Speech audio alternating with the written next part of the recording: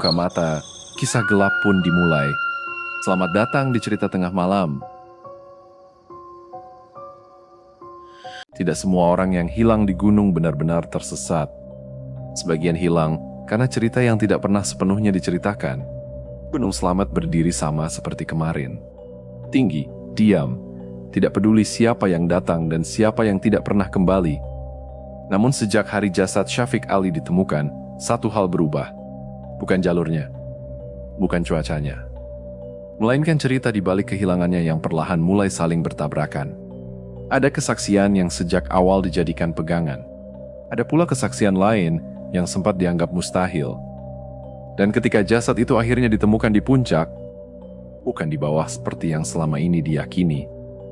Gunung Slamet seolah membuka satu lapisan rahasia tanpa berkata apa-apa.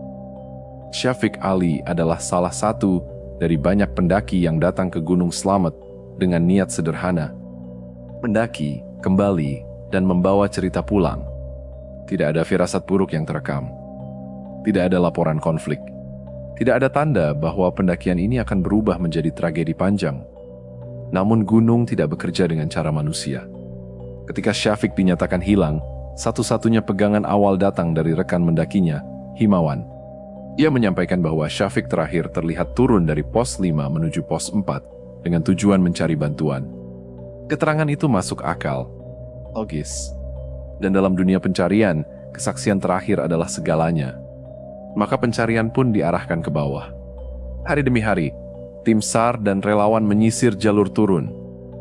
Hutan, lembah, aliran air, area rawan tergelincir. Namun hasilnya nihil. Hari pertama berlalu. Hari kedua, hari ketiga, Gunung Slamet menunjukkan wajah aslinya. Kabut datang tanpa permisi.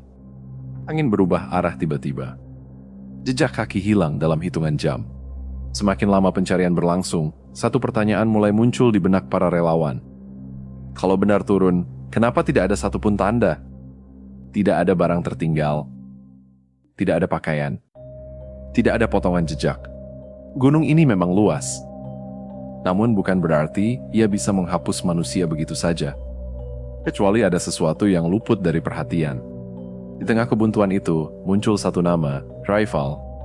Ia bukan anggota SAR. Bukan relawan resmi. Bukan pula bagian dari tim pencarian teknis.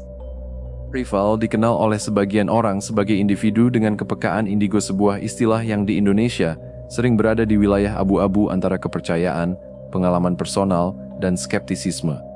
Raifal menyampaikan satu hal yang bertolak belakang dengan narasi awal. Syafiq tidak berada di bawah. Ia tertahan di wilayah puncak. Pernyataan itu tidak disampaikan dengan teriakan. Tidak pula dengan klaim sensasional. Namun dampaknya besar. Dalam operasi pencarian, informasi seperti ini biasanya ditempatkan di lapisan paling luar. Didengar, dicatat, namun tidak dijadikan prioritas. Bukan karena meremehkan, melainkan karena keselamatan dan metode ilmiah adalah fondasi utama SAR. Namun waktu terus berjalan, dan pencarian ke bawah tidak membuahkan hasil. Beberapa relawan mulai bertanya-tanya pelan, tidak terbuka. Bagaimana jika arah awal memang keliru?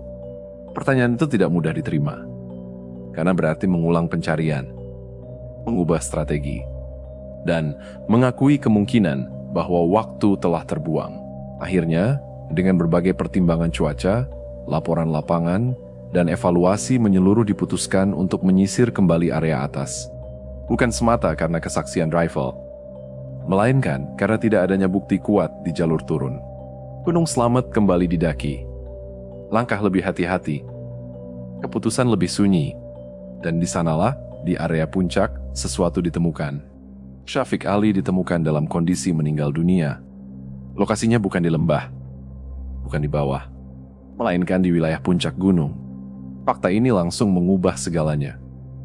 Bukan hanya arah pencarian yang selama ini dilakukan, melainkan narasi yang dipercaya sejak awal. Gunung Slamet tidak berteriak, tidak memberi perayaan. Ia hanya diam seperti biasa. Namun bagi manusia di bawahnya, diam itu terasa berat. Dengan ditemukannya jasad di puncak, pernyataan awal tentang Syafiq yang turun ke bawah otomatis dipertanyakan. Apakah itu kesaksian yang keliru? Atau kesalahan persepsi akibat kondisi ekstrem? Ataukah ada faktor lain yang belum terungkap? Pihak berwenang tidak langsung menyimpulkan. Namun kejanggalan tidak bisa diabaikan. Karena dalam pencarian manusia, arah adalah segalanya. Dan arah yang salah berarti waktu yang hilang. Untuk kepentingan penyelidikan lebih lanjut, Himawan diamankan pihak kepolisian. Langkah ini bukan vonis, bukan penetapan kesalahan, melainkan prosedur untuk mengurai fakta. Polisi perlu memastikan, apakah keterangan awal disampaikan dalam kondisi panik? Apakah ada disorientasi medan? Atau ada faktor lain yang memengaruhi kesaksian? Semua masih dalam proses. Dan publik diingatkan untuk tidak mengambil kesimpulan sepihak. Di sisi lain, kesaksian rival kembali dibicarakan. Bukan sebagai pembenaran hal mistis, melainkan sebagai fakta bahwa informasi itu ternyata sejalan dengan lokasi penemuan. Apakah ini kebetulan? Apakah intuisi? Ataukah ada hal yang memang tidak selalu bisa dijelaskan dengan peta dan kompas? Gunung Slamet tidak menjawab. Bagi keluarga Syafiq, penemuan jasad bukanlah akhir yang mereka harapkan, namun setidaknya mengakhiri satu hal, ketidakpastian.